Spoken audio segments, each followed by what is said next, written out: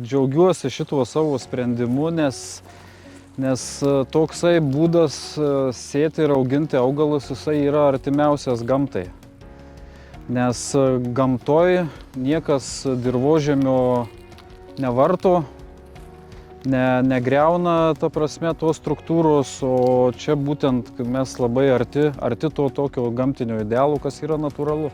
Bearimių technologijų naudą pabrėžė ir mokslininkai. Daugelis tyrimų parodė, kad taikant beariminę žemės dirbimo technologiją gerėja dirvožemio struktūra, gerėja dirvožemio organinės medžiagos pasisavinamumas.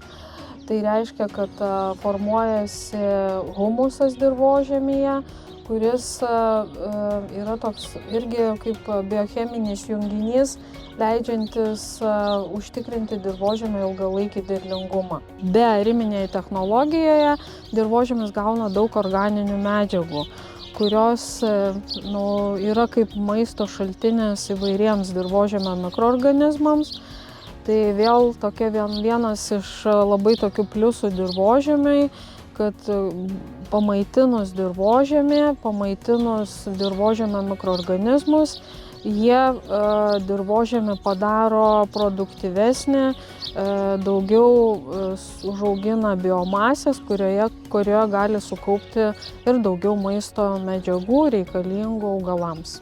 Ūkininkai skatinami rinktis bearimės technologijas, skiriant kompensacinę paramą už įsigytas tiesioginės ir juostinės sėjamąsias. Turime ekoschemą, kurią naudojam per strateginio plano priemonę ir per modernizavimo priemonę skatinam investicijas į tiesioginės sėjos ir juostinės sėjos sėjamąsias.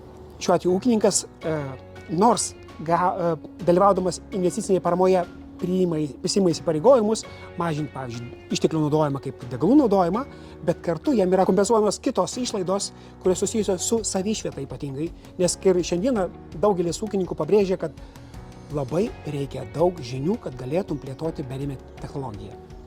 Apsisprendus plėtoti bearimę technologiją, kreiptis į aplinkos projektų valdymo agentūrą, kai bus paskelbtas naujas kvietimas, teikti paraišką dėl sėjamosios įsigijimo ir deklaruoti pasėlius, kurie jau kitais metais būtų paverčiami bearimiais laukais, žemės ūkio augalų gynimo, deklaruoti atitinkamą plotą, už kurį bus skiriama papildoma priemoka. Tikimės, kad paskelbus naują kvietimą, gausime daug naujų paraiškų ir ūkininkai galės pereiti prie tvaraus ūkininkavimo.